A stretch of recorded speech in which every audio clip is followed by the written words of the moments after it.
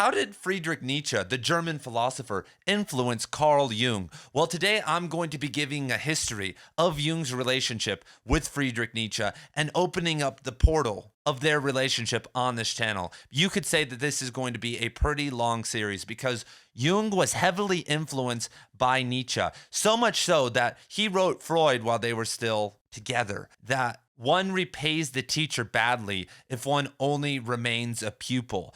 And that was actually some weird Freudian slip foreshadowing of what was going to happen with Freud and Jung later on.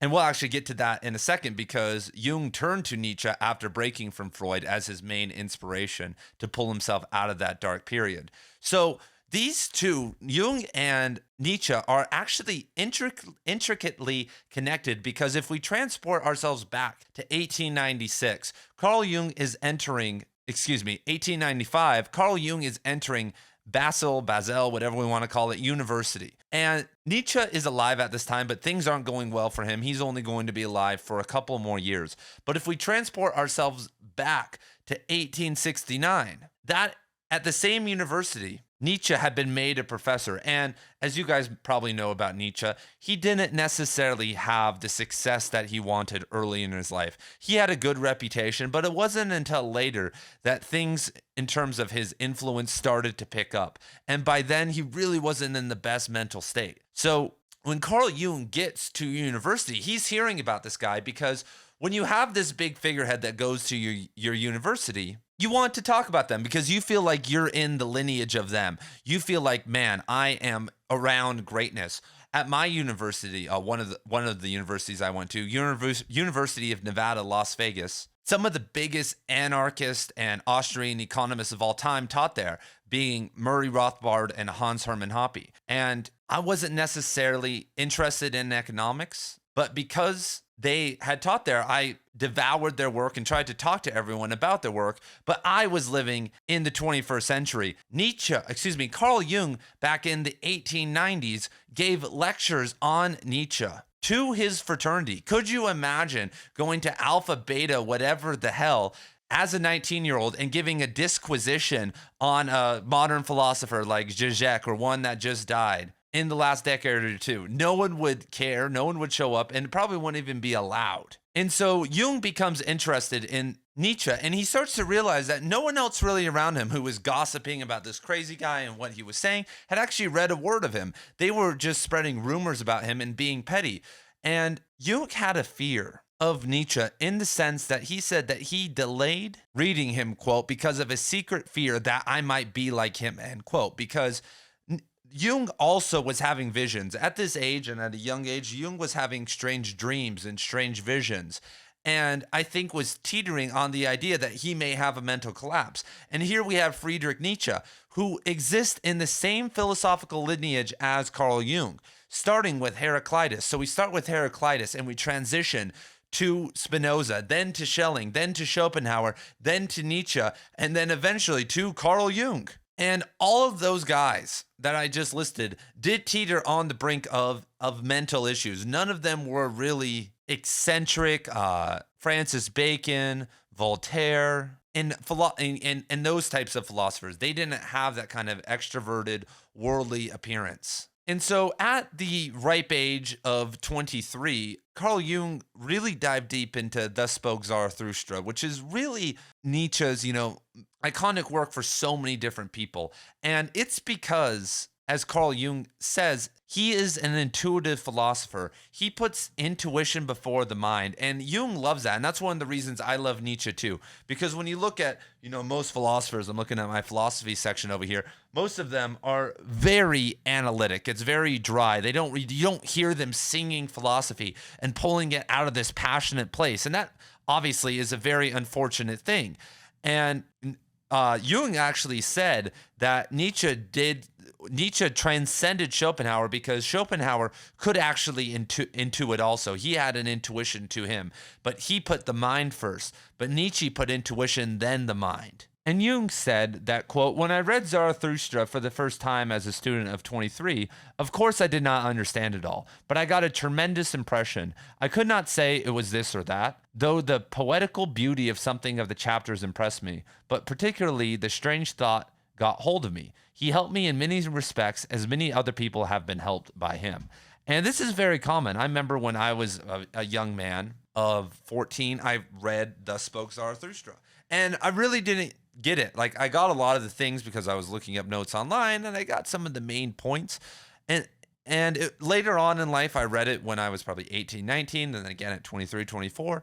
And I read it a year ago, and it really hit me. I actually got it this time. And I know, like, as you gain skill and knowledge about something, it increases. But Nietzsche is such a conflicting character because there's an idea out there. Have you ever heard the quote that if you're 20 and you don't vote Democrat, you have no heart, but if you're 40 and you don't vote conservative, you don't have a mind? You know, however that quote went by, I think Nixon or whoever said it. There's a very similar idea when it comes to Nietzsche. And it goes, if you aren't enjoying and being consumed by Nietzsche at 20, you have no heart. But if you haven't transcended Nietzsche and moved on to Dostoevsky by 40, you have no soul. There we go. These guys like that? Okay, but that's what I believe. And a lot of Nietzsche is very immature, and like there are problems in it. And obviously a guy like Dostoevsky really embodies a lot of the principles, but takes them in a much more redemptive and beautiful way. But there's still a lot to be learned from Nietzsche, as we're about to learn from Carl Jung. So Carl Jung then kind of moves away from Nietzsche for a while, and he doesn't really return to him for over a decade because he is getting in with the psychoanalytical movement. He's hanging out with Sigmund Freud and trying to become, his best disciple. But one day, one of Freud's patients is handed over to Carl Jung, and his name is Odo Gross. And I love the early 20th century because there are so many wacky people.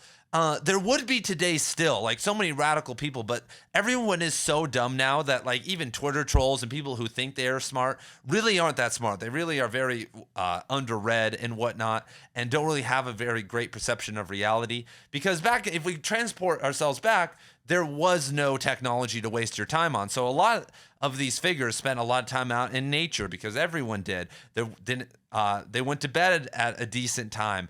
They read a bunch of books, became proficient at writing, understood kind of the old classical arts, and like could dance and all this, bourgeoisie type stuff. But all that created these very dynamic, polarized individuals. So this Odo Gross guy was a psychoanalyst, but he was also a super hardcore Nietzschean. Among a king of polygamy, he wanted everyone to be a polygamist and men to have like all these different wives. Like there have been red pillars since day one. It just goes through phases and fads. And now it's funny because it's on TikTok and it's like can really get into people's minds, which is kind of scary. It was always kind of reserved for like the select few, but like now as a teacher, I hear like random kids that shouldn't be like repeating the mantras. I'm like, oh my God, this is crazy. But Gross got admitted under Jung because he had an addiction to cocaine and morphine. Like shout out to all these guys also who are just like Freud and whatnot. Everyone's hopped up on drugs and tobacco. It's just a wild time. And so he believed, Mr. Gross, and let's put my boy Carl back up here. He believed that the key to life, says a cocaine and morphine addict, is to integrate these two beside me right here, because psychoanalysis is the technique, right? The process of talking and going into the mind and revealing the unconscious. There is technique there, but he believed that wasn't enough, and he thought the dyad to that was Nietzschean metaphor and like the intuition and the bombacity and all of that stuff. And it's actually really smart because that's where Carl Jung goes with a lot of this. Jung isn't as aggressive and weird, but he takes a lot of the metaphors and kind of that feeling and tries to create the dyad of the kind of the more analytical side of the psychoanalytical movement. And and Jung is like such a dramatic individual because he wrote Freud that he felt that Gross was like a twin brother to him, that through serving him, he had gotten many different aspects of his personality revealed. Because when we confront Jung at this time, he's a family man. He has kids, and he's still actually a Christian. I think he's still attending church at this time.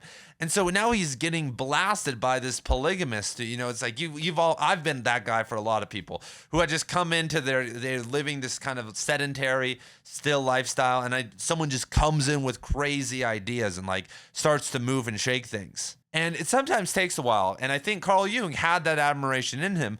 and it was maybe something that helped him build. So Nietzsche became a part of his life again. But if we fast forward to 6 years later, Carl Jung breaks with Freud. And this was a traumatic moment for him. If you read his autobiography, Memories, Dreams, and Reflections, it's actually like he dedicates a lot of time to it. And it was like losing like a father figure. It was like this huge death of his soul. And he was like sedentary and weird for like years. And in 1914, when he breaks up with Freud, during that hard time, two different things were very influential on him. One being that he wrote the very famous Red Book, the Lit Bros' favorite Carl Jung book. There's like I think 20 something volumes of his collected works, but people like salivate over the Red Book because it's the Red Book, right? I think it's literally just because it's a Red Book. It's like the greatest marketing tactic of all time.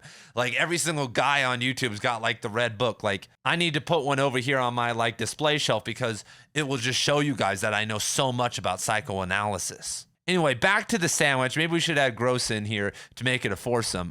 So Jung's writing the Red Book, but at this time he was studying Thus Spoke Zarathustra very heavily again, which is pretty interesting because we now know, and I don't know if this is even available, but for any of my Jungians out there, I'm looking right now, is there a Carl Jung archive? Like, like there's a David Foster Wallace archive or a Cormac McCarthy archive, and you can see all his letters and all the old books they marked up and whatnot. Is that a thing with Carl Jung? I looked and I'm not really finding anything because I'm like, do we have this copy of Thus Spoke Zarathustra? Like, where is that? So anyway, we kind of have a lapse in Jung and Jung, and Nietzsche for about 20 years. And Jung, as we are going to talk about, would mention Nietzsche, but he never really went at length. And in a lot of the future videos I'm going to be breaking down a lot of the quotes because I've compiled probably over 50 quotes that Jung talks about Nietzsche on, but each one is so diverse and it's like going to require a separate lecture to really dive into it all. So Jung later returns to Thus Spoke Zarathustra and gives a seminar on it for 5 different years, which was very interesting, like a course that he was giving. And what I find very interesting, I'll give you guys kind of the main synopsis. You can read all this. Pretty good stuff. It's a little bit meta, but one of the main things is that after Christendom, right? Like after the heavy reign and repression of Christianity for over 1,000 years, we needed a break. And obviously we view Nietzsche over here as kind of the liberator of that era. And he was decades ahead. Like you could say that Nietzsche, even today, is like a forward thinker. However, it was a dialect. Like if we look at this expo marker right here, we have one side, which is the Christianity, and it created a Nietzsche. It created the dialect. And on a collective unconscious level or on our type of level, that's what was going on. We have this like very controlled Christian aspect of reality. And so then it has to create this aspect of reality. And eventually that catches up with fascism and communism and all these other things that start to explode later. And Jung calls this enantiodromia, which he borrowed from who else? Heraclitus, as kind of the movement of polar opposites in an archetypal sense. And what makes Nietzsche so interesting with all of this and so appealing to Jung is that he's decades ahead of his time. Like oh my God, like whatever. But instead of like being the preacher or preaching a system, he said that we can find liberation within. That the new values, the new world that we're trying to discover is not external, but it's internal, which really speaks to kind of the spiritual and intuitive side, even though Nietzsche probably rejects a lot of that. That is a very woo thing to say. Even today, change the internal and the external will change for you. And now we're kind of at the point where we can talk about this. So Jung believes that the Zarathustrian energy, the Nietzschean energy, is the embodiment of a modern day Odin, which is somewhat wild to say, but everyone was obsessed with Odin back then. Like Ludendorff, who was big in World War I and was in cahoots at some level with Hitler at the start of, during the Nazi takeover of Germany, was like an Odin worshiper.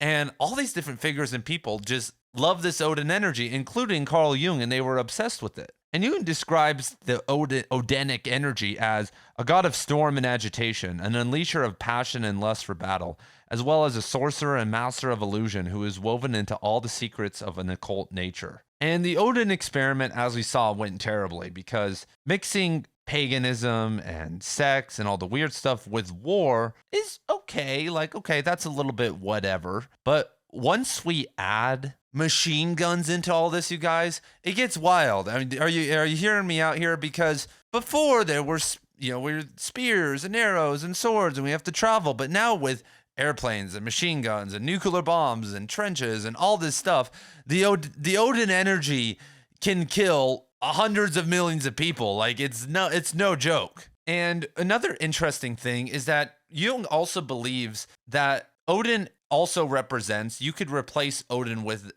a Dionysian archetype, because history for at least 1,000 years before that had been very Apollonian, or like based in Apollo, and had transitioned to Dionysian. Sorry, I'm not saying that Dionysian energy. And I feel like we're still embodying that today, like obviously with all the excess that we have. And that's just because it's the opposite, because eventually the spirit's going to speak. It's going to want to let itself out, as we saw with the Renaissance. I mean, the energy was starting to brood there, but never really got to break free. So in future videos, I'm going to be breaking down the meta aspects of Carl Jung and Friedrich Nietzsche, the shadow, the Dionysian aspects, the collective unconscious, stuff about God. Like I said, I have so many different quotes that we're going to break down. So if you guys want to see more videos on Carl Jung and Nietzsche, I'll be making some solo videos on him as well. Subscribe to the channel, and I will see you guys then. Peace.